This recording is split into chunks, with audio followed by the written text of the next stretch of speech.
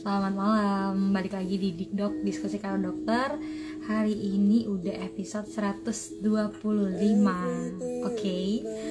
Jadi tadi aku baru aja cek nih teman-teman, kalau ternyata Instagram Live Marathon programnya ini akan berakhir 2 minggu lagi atau 14 hari lagi. So, Selasa depannya lagi kita finish. Jadi minta doanya semuanya teman-teman. Hai Dokter Nel, hai Kak Rohani. Minta doanya supaya 2 minggu ke depan Instagram live-nya lancar, kita bisa selesai 100 episode-nya. Aku deg-degan jujur. Oke deh, nah teman-teman, ini perdana kita ngobrolin soal sunat nih malam hari ini. Oke, ini dia, aku sematin dulu. Kita akan ngobrol sama Dokter Ihsan Biren gitu. Beliau udah berpengalaman juga soal topik malam hari ini, karena jarang dibahas kali ya. Jadi aku pingin bahas ini sama Dokter Ihsan. Semoga nanti kita bisa kulik banyak hal tentang sunat. Jadi kalian bisa tanya apapun malam hari ini. Aku undang Dokter Ihsan dulu ya. Bentar ya. Dokter Ihsan.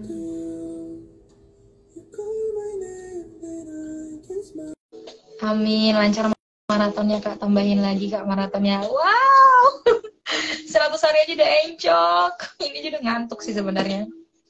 Hai Dokter Ihsan, ini dokternya udah hadir nih. Dok, udah aku undang. Boleh dicek dok.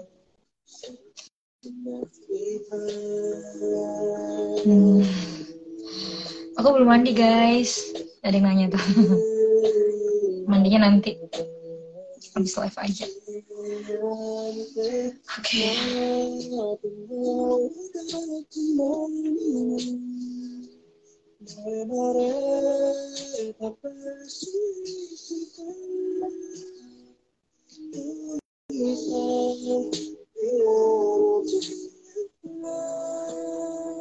Dokter, aku udah undang. Boleh dicek notifikasinya? Bisa nggak ya? Hai, ada Kak Hartono. Oke, boleh dicoba lagi dok. Ini dokter nggak bisa bergabung. By the way, teman-teman boleh mungkin cerita pengalaman. Sebenarnya mitos-mitos tentang sunat itu ada apa aja sih? Kalian boleh tulis di kolom komentar nih. Nanti kita coba tanyain dan konfirmasi ke Dokter Ihsan itu benar apa enggak. Oke. Hai Kak Ratna, selamat malam. Masih nunggu nih. Atau Dokter Ihsan boleh coba undang saya deh. Harusnya bisa sih dok.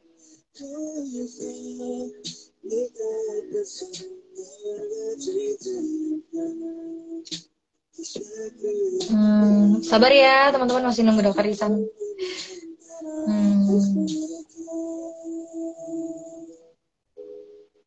Oke. Ini kok udah ada yang nanya nih. Oke, Kak Rohani udah mulai nanya. Semangat Kak Rohani, penonton setianya ini. Dokter Ihsan udah bisa belum ya? Coba aku undang lagi deh.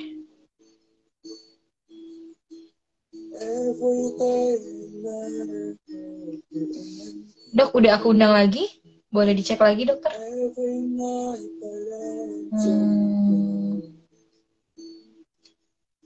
Semoga bisa ya dok ya. Teman-teman sambil nunggu.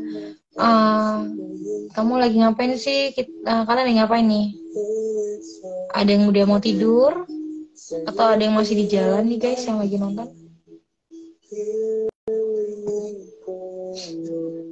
Oke.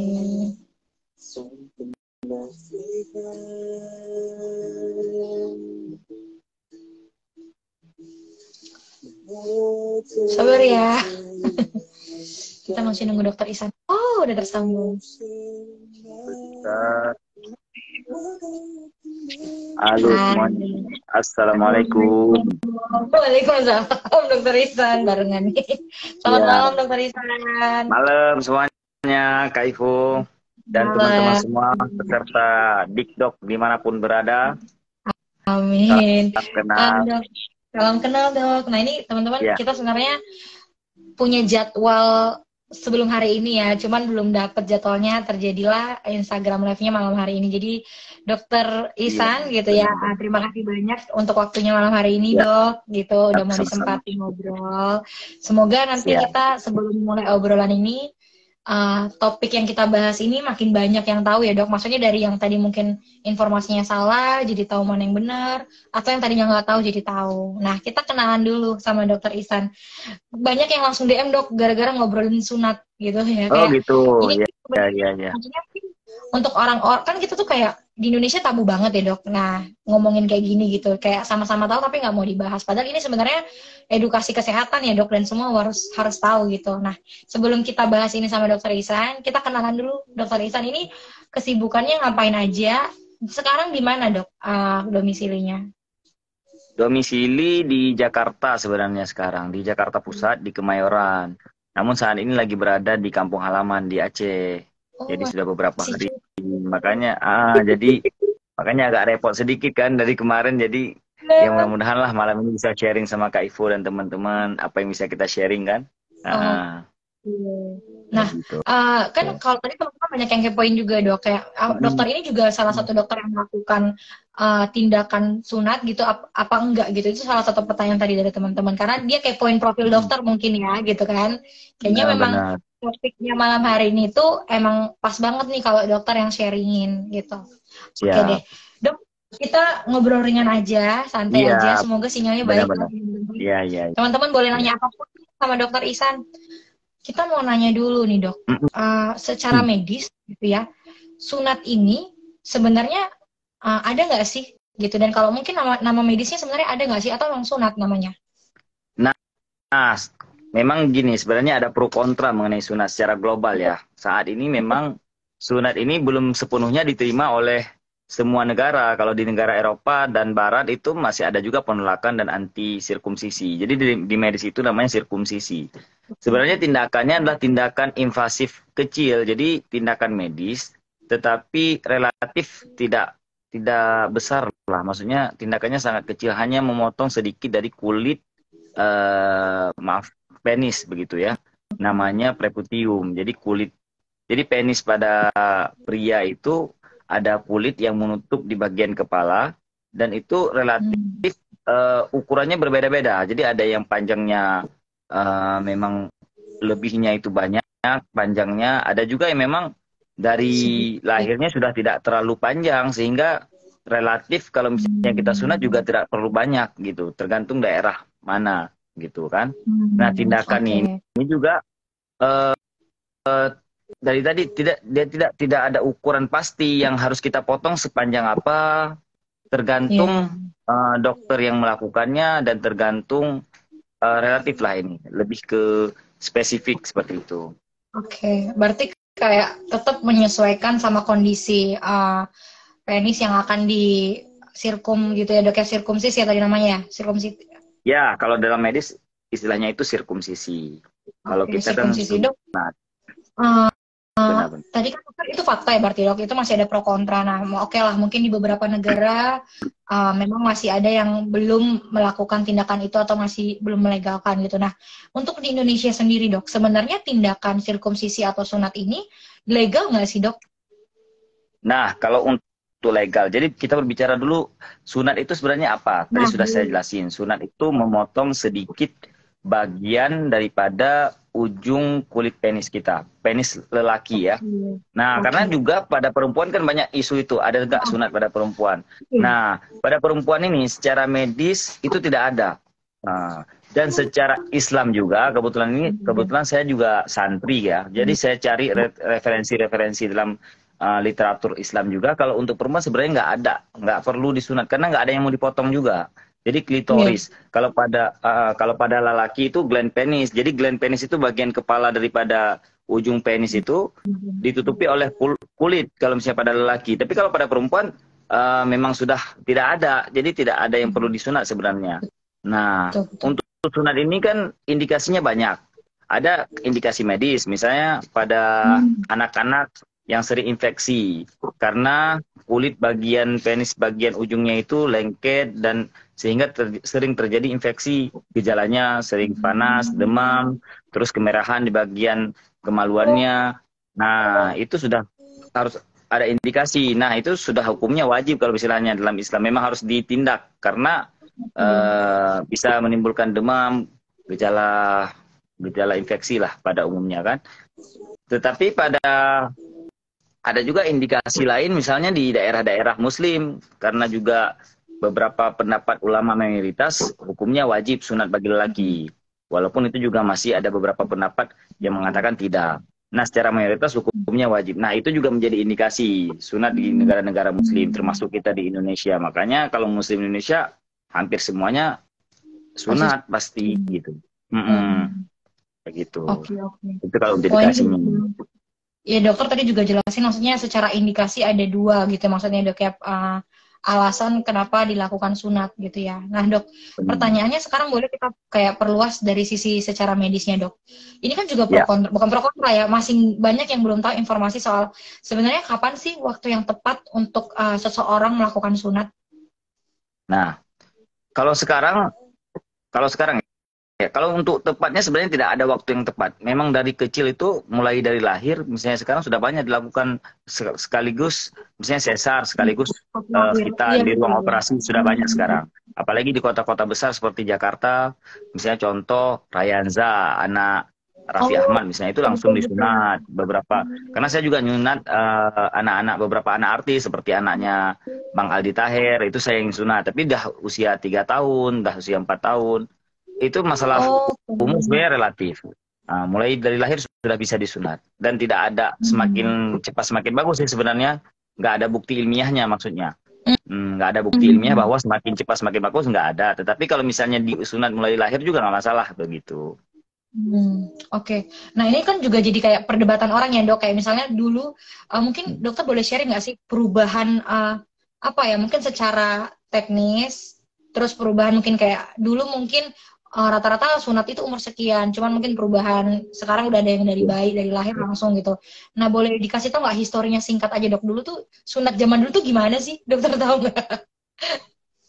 Nah gini sebenarnya, jadi awal kali kenapa sunat itu bisa terjadi pada awalnya kalau misalnya di negara Muslim, karena sejarah historinya Nabi Muhammad itu kan nabi di umat Muslim, dan diagungkan di Muslim. Jadi dalam sejarah yang tersebar saat ini yang masih bisa kita baca di mana-mana, Nabi Muhammad itu diberitakan dalam sejarah ketika lahir sudah tersunat.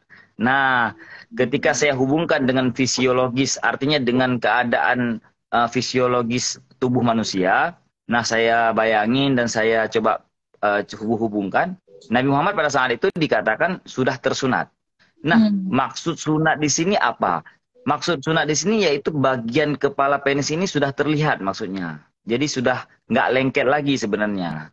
Jadi tinggal kalau pada dewasa rata-rata sebenarnya sudah nggak lengket juga walaupun nggak disunat. Misalnya di Eropa kita bisa lihat misalnya pada pria-pria dewasa di Eropa di Barat itu kan ditarik ke belakang sehingga bagian kepala penisnya itu nampak sebenarnya. Nah, cuman kulit bagian yang menutupnya itu masih panjang.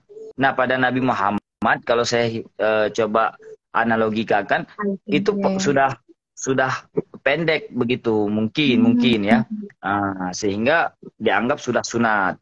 Begitu juga saat ini. Jadi sebenarnya sunat itu hanya memperpendek kulit yang menutup bagian kepala penis itu aja sebenarnya.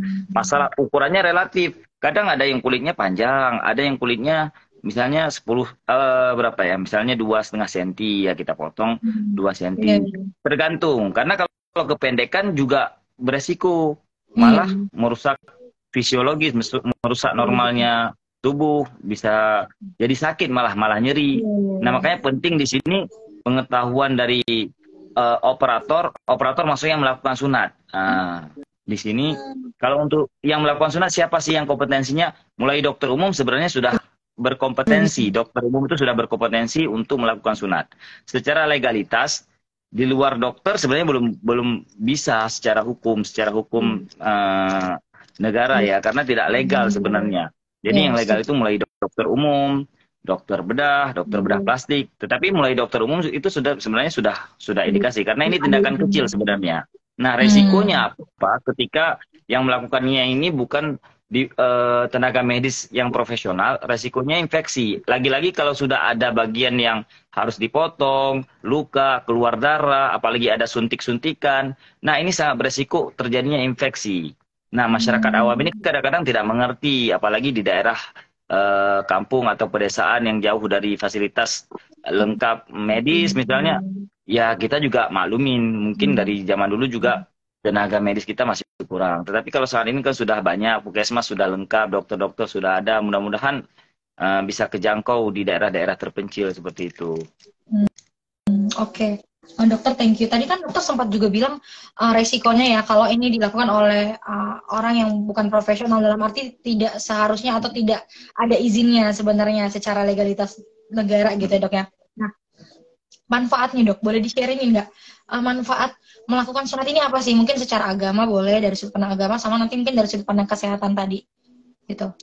Ya, kalau misalnya agama, ini juga masalah berbagai pendapat ulama begitu ya. Kalau misalnya agama, ya manfaatnya adalah menjalankan kewajiban karena dianggap wajib sunat. Dalam mazhab Syafi'i ya, dalam mazhab Syafi'i mayoritas yang dianut oleh muslim di Indonesia itu hukumnya wajib, sehingga ketika kita sunat sudah lepaslah kewajiban.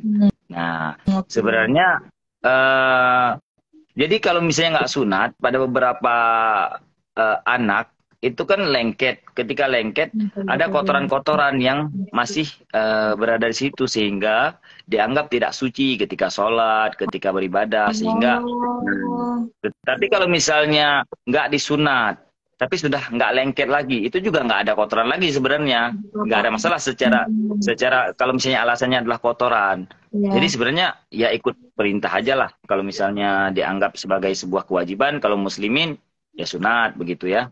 Nah, kalau misalnya dari segi medis, nah ini lagi-lagi saya nggak mau sepihak gitu ya. Saya selalu objektif.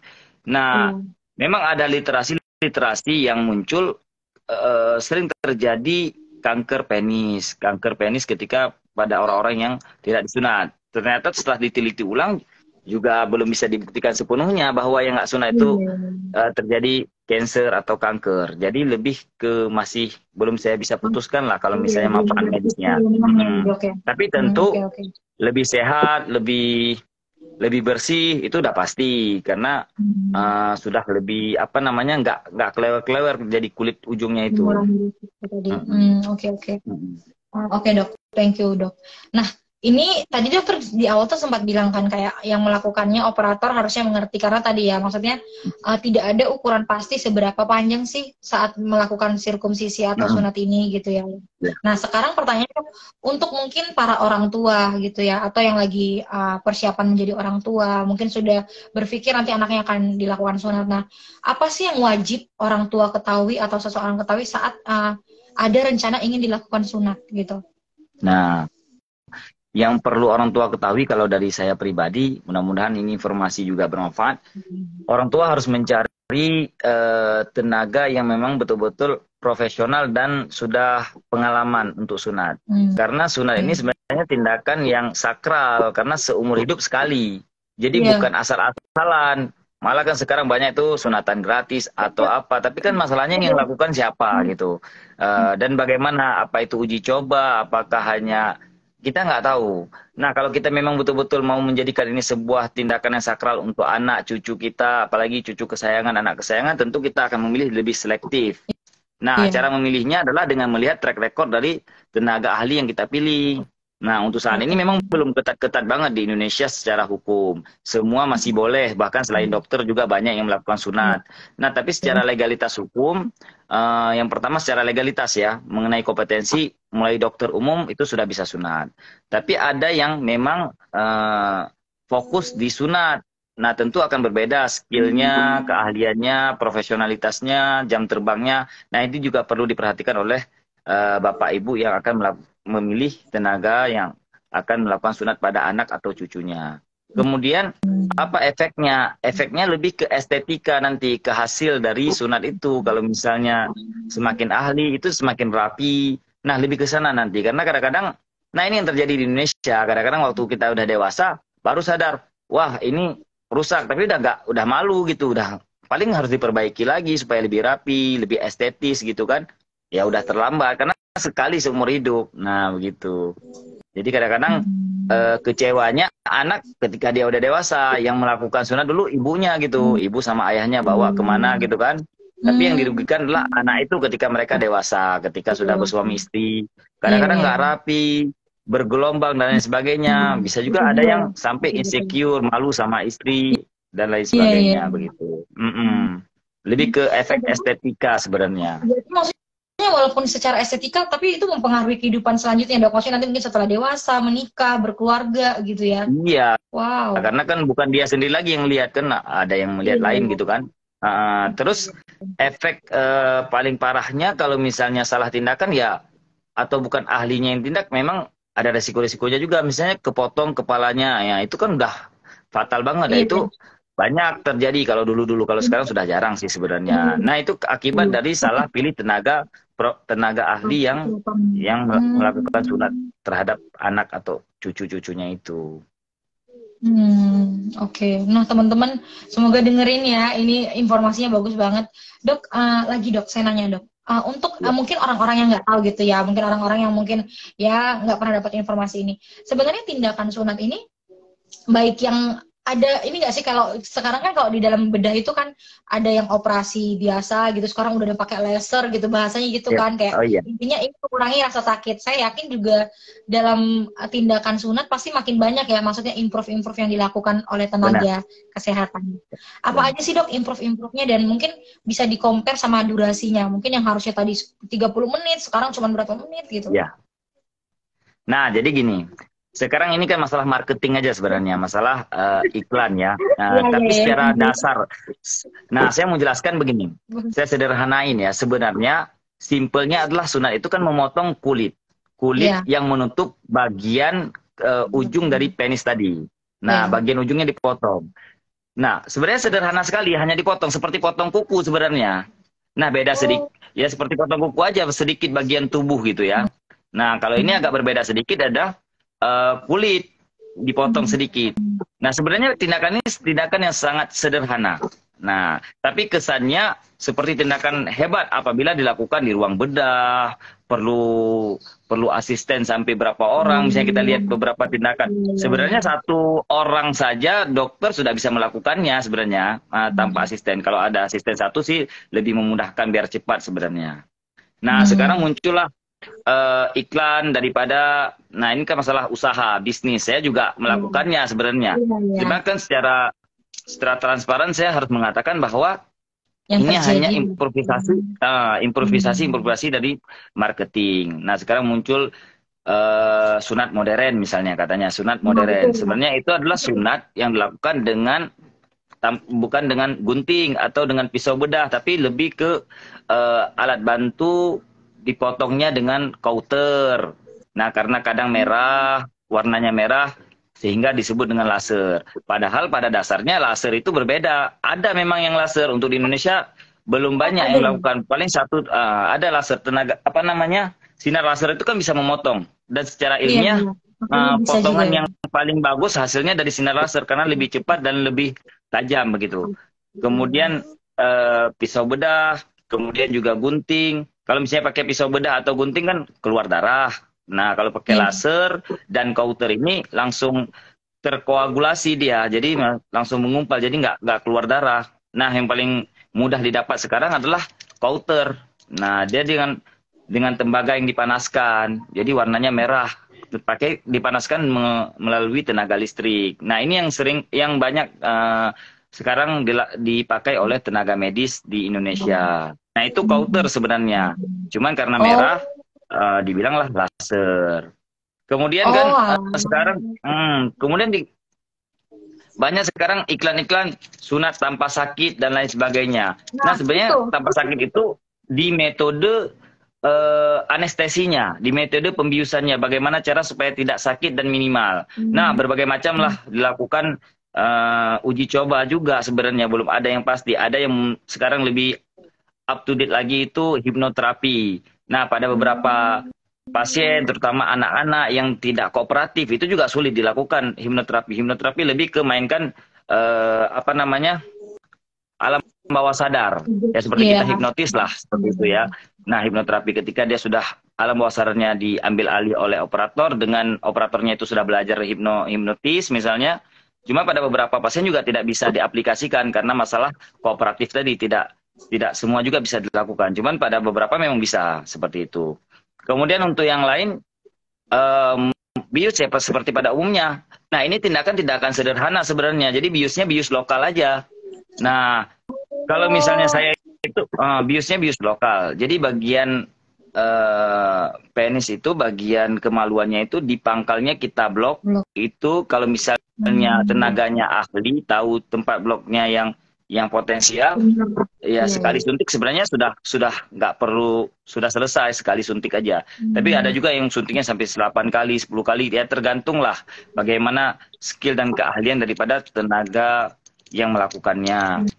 Nah, sekarang muncul lagi, update lagi suntik tanpa jarum misalnya. Suntik tanpa jarum. Nah, muncul itu. Nah, bagaimana, kenapa bisa ada suntik tanpa jarum? Jadi yang digunakan adalah alat dengan bantuan tenaga angin. Jadi obat biusnya lidokain disemprotkan ke kulit bagian atas melalui tenaga angin. Sehingga tetap ujung-ujungnya adalah cairan biusnya itu lidokain misalnya masuk juga ke kulit tapi nggak disuntik, cuma ditembakkan seperti angin, dan itu sakitnya malah lebih sakit daripada disuntik, dan hasilnya saya aplikasikan kurang efektif. Tetapi karena nggak ada jarumnya itu dianggap tidak sakit, padahal kalau misalnya kita rasain itu lebih sakit. Nah, kalau saya justru karena itu kan lebih ke apa namanya, sugesti aja jadinya, karena nggak ada jarum kesannya nggak sakit padahal lebih sakit jadinya. Nah, ini yang nggak banyak disebarkan. Jadi kalau Bapak Ibu mau sunat, nggak usah khawatir mengenai suntik, paling sakitnya sekali dan itu juga nggak sakit-sakit banget sebenarnya. Cuman anaknya terkejut aja karena disuntik awalnya. Setelah disuntik, apabila betul-betul efektif obat biusnya, itu nggak akan sakit sama sekali lagi. Cuma kalau nangisnya kadang mengke, manja. Nah, kalau saya setelah suntik, saya diamin dulu. Setelah itu dia udah nggak sakit lagi, nggak ngerasain apa-apa. Jadi pas sunat dah sebentar aja, 5 menit udah selesai. Kalau misalnya kooperatif gitu ya. Nah, begitu Kak Ivo. Oke, sedikit lagi ya sebelum kita bahasnya apa yang terjadi setelah sunat, sedikit lagi. Tadi kan biusnya itu bius lokal. Apakah sebenarnya sekarang itu ada yang melakukan sunat dengan bius total atau memang belum ada sama sekali? Ada juga. Nah, ini kan maksudnya tindakan yang sudah overacting ya, kalau kita bilang, kalau secara apa namanya, jujurnya yang harus saya katakan bahwa sebenarnya nggak perlu sampai bius total. Ini tindakan sangat kecil. Cuma kadang-kadang memang karena bius total ini juga punya resiko begitu. Walaupun ya sekarang tenaga ahlinya sudah hebat-hebat lah, maksudnya anestesinya. Terus kan biaya yang dikeluarkan juga besar sekali. Sebenarnya ini tindakan yang kecil begitu. Namun juga tidak ada salahnya kalau misalnya memilih tindakan itu supaya betul-betul anaknya nyaman, ya boleh-boleh saja. Nah, dilakukan oleh dokter ahli, dokter bedah, sama dokter anestesi begitu. Oke, Dok, terakhir dari saya. Dulu tuh kan banyak ya, mungkin kalau nonton di film-film, di sinetron-sinetron, kalau masih ingat ya, kesannya tuh kalau orang sunat tuh kan image-nya selalu sakit ya, Dok. Kan kalau dokter ingat ya, misalnya ada cowok pakai sarung, terus kayaknya kesenggol dikit sakit, nangis gitu ya. Terus dia kayak apa ya, harus pakai sarung terus gitu. Nah, sebenarnya apa aja sih yang wajib dilakukan after tindakan sunat ini? Dan kenapa gitu harus kayak gitu? Sunat ini kan memotong tadi, ketika dipotong pasti ada luka. Nah, luka ini sama perawatannya seperti luka ketika kita terjatuh, ketika kita kecelakaan, sama persis. Jadi yang pertama harus bersih, perawatannya jangan sampai obat-obatan topikalnya itu yang diolesin juga harus rutin, seperti salep antibiotik, supaya apa? Supaya tidak terjadi infeksi. Kalau misalnya terjadi infeksi, tentu penyembuhannya akan lama. Kenapa? Karena ada bakteri, ada kuman yang masuk. Nah, jadi perawatan yang paling penting, harus bersih, jangan takut untuk mandi, tetap mandi, habis itu diolesin salep. Biasanya sekarang sudah cepat sih, sekarang sudah ada metode lagi, tidak perlu dijahit, jadi pakai lem. Sekarang ada lem kulit namanya, dan itu tidak semua dokter, belum semua mengaplikasikannya. Kalau saya sudah mengaplikasikannya, jadi tidak kita jahit lagi, lebih rapi, karena persambungan antara kulit yang kita potong itu, antara kulit tebal dan kulit tipisnya itu dengan kita lem kulit sekarang pakai glue skin. Oh oke, berarti Begitu. itu sebenarnya hanya proses penyembuhan setelah, maksudnya penyembuhan luka tadi ya dok ya, sama kayak kita, konsepnya sama kayak tadi kita kalau habis terluka lah, makanya maksudnya Benar, proses pemulihan itu proses pemulihan luka ini sampai sembuh gitu kan ya dok ya, benar, artinya. benar, sampai sembuh. Oke, terakhir lagi dok, ini terakhir, bener-bener terakhir. Siap, nggak masalah Boleh nggak? juga. Ya. Mungkin sebelum kita tanya jawab nih, tadi itu kan ada nggak sih kayak apa tandanya atau buktinya kalau sunat ini setelah tindakan sunat ini, oh ini udah aman, udah bisa pakai celana kayak biasa, udah bisa beraktivitas seperti biasa. Apa yang tandanya dok? Yang pertama pastikan tidak ada perdarahan. Jadi jangan kebentur, jangan sampai bekas jahitan atau bekas lem yang kita satukan tadi itu lepas. Karena ketika lepas tentu berpotensi terjadinya luka tadi, kalau misalnya nggak tertutup ya infeksi akan muncul. Nah itu yang pertama kita pastikan. Kalau lukanya sudah aman, tidak ada perdarahan, terus dia juga nggak nyeri lagi. Kalau sekarang saya dengan metode-metode terbaru sekarang memang setelah sunat habis bius pun nggak sakit lagi gitu. Saya sudah observasi hampir mayoritas pasien saya itu efektif. Jadi selama disunat, pertama sebelum sunat aja yang sakitnya, pas disuntik bius udah. Setelah itu setelah sunat pun habis obat biusnya udah nggak sakit lagi. Kalau pas masa-masa saya dulu juga, pas saya disunat dulu, setelah habis bius lah yang masa-masa suramnya itu selama seminggu. Jadi kita sakit banget gitu kan. Nah kalau sekarang itu saya lihat nggak lagi. Setelah saya observasi dan saya lihat karena penutupan luka yang maksimal dengan metode lem tadi membuat karena juga pakai kauter tadi yang bagus sehingga koagulasinya bagus, jadi nggak ada perdarahan, sehingga kesannya tidak ada luka lagi, seperti sudah sembuh, tinggal pembengkakan inflamasinya saja tinggal. Jadi itu yang perlu tinggal, jadi bengkak doang, tetapi sakitnya udah enggak, sehingga anak nggak rewel lagi, dia mau sekolah silakan, asal nggak kebentur aja, asal nggak kebentur dan lukanya itu nggak kebuka, sehingga nggak terjadi perdarahan. Tapi kalau terjadi perdarahan tinggal lapor ke dokter yang melakukan tindakannya lagi aja supaya ditindak lah, jangan sampai berdarah begitu. Oke, thank you Dokter Ihsan. Dok, kita jawab pertanyaannya, udah ada 2 yang masuk nih, satu dulu ya nih. Ayo. Mana ya? Ini mana ya? Ya, ini ada yang takbir nih, teman-teman saya banyak nih yang komentar nih. Dari Kak Ibnu dulu nih. Kak Ibnu Zakaria Anas, dok saya umur 27 tahun, belum disunat. Apakah masih bisa disunat? Nah ini saya penasaran, mungkin nggak sunat ini dilakukan untuk orang yang sudah dewasa? Mungkin, dan memang boleh-boleh saja sebenarnya. Memang banyak kan ada yang sunat dewasa, kadang kurang nyaman, karena apalagi yang non-muslim misalnya, banyak yang sunat dewasa itu karena kurang nyaman, karena kurang bersih, merasa nggak nyaman aja gitu, nggak estetik lah, kurang rapi jadinya. Kalau sudah disunat kan rapi. Berarti yang perlu diperhatikan sama aja kayak sunat untuk anak kecil ya dok, maksudnya tidak ada poin-poin tambahan gitu ya, yang tadi persiapan untuk melakukan sunatnya.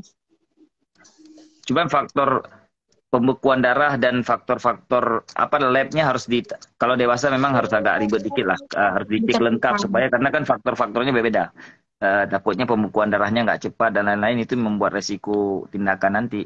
Nah ini dia bedanya, kalau misalnya ketika kita ke tenaga profesional kan udah tahu rule-nya, jadi nggak asal-asalan juga kita mau sunat tiba-tiba nggak berhenti darahnya, nanti koagulasinya nggak berbahaya, bisa merenggut nyawa gara-gara kita tindaknya kecil jadi merenggut nyawa. Dan ini juga terjadi, cuman nggak terekspos aja ke publik seperti itu. Masalah-masalah yang terjadi di lapangan. Dok, thank you. Ini kayaknya ini nyapa-nyapa doang nih, gak ada yang nanya, mungkin pada malu kali ya dok ya. Soalnya kalau sharing kayak gini mungkin lebih suka sekarang sudah langsung sama dokternya gitu kan. Tapi apa yang kita obrolin itu menjawab banyak pertanyaan sih dok. Nah terakhir dari dokter deh, sebelum kita closing, dok boleh nggak di-share mungkin 3 mitos aja deh yang paling sering dokter temui atau paling sering dokter dengar dari pasien-pasien yang persiapan mau ke dokter atau yang sudah tindakan ke dokter, sama fakta yang sebenarnya terjadi itu apa aja sih seputar sunat ini? Kalau mitos ya, yang pertama itu kalau setelah disunat pertumbuhannya makin kencang. Nah itu nggak ada hubungannya sama sekali sebenarnya. Kadang-kadang kan katanya setelah sunat Itu cepat disunat, tiba-tiba dia tambah tumbuh tinggi. Padahal memang nggak disunat pun ya akan tambah tumbuh tinggi. Namanya juga pertumbuhan anak-anak kan. Jadi kemudian apalagi ya? Kalau sunat itu nggak boleh makan A, B, C. Sebenarnya setelah disunat itu justru makan apapun sebanyak mungkin, apalagi protein-protein yang tinggi supaya penyembuhannya cepat. Seperti iya ayam, sih. daging, makan yang Iya. banyak supaya eh, nutrisi cukup, penyembuhan lukanya lebih cepat gitu. Oke. Apalagi setelah itu ya. Nggak boleh mandi dan lain-lain. Justru mandi aja supaya bersih. Setelah mandi dia olesin salep. Jadi malah Gitu. mungkin Kak Ivo pernah dengar nggak apa ada mitos-mitos lain gitu Ya, mungkin supaya tambah nanti maco itu saya pernah dengar tadi teman saya bilang tambah maco. Ya saya kan nggak tahu ya udah maksudnya ya ya apa mungkin saya karena kan gitu. sudah berani gitu ya setelah sunat berarti dia berani dianggap lelaki sejati lah. Nah, gitu. Semakin percaya diri mungkin jadinya. Ya percaya diri. Oke, dokter makasih banyak. Dokter ada yang mau disampaikan nggak buat teman-teman yang nonton Dikdok hari ini seputar sunat? Ada yang mau dokter sampaikan untuk terakhir? Hmm, ya apa ya untuk teman-teman yang nonton Dikdok semoga Dikdok terus berjaya mengedukasi masyarakat. Kalau yang masalah Amin. sunat, kalau misalnya mau diskusi atau konsultasi, silahkan. Nggak sunat sama saya juga nggak apa-apa, walaupun konsultasi aja. Mungkin di daerahnya kan jauh, mungkin nggak di Jakarta. Mungkin mau nanya-nanya tentang sunat, silahkan DM aja nanti ke IG saya tuh, Dokter Ihsan Biren. Biren.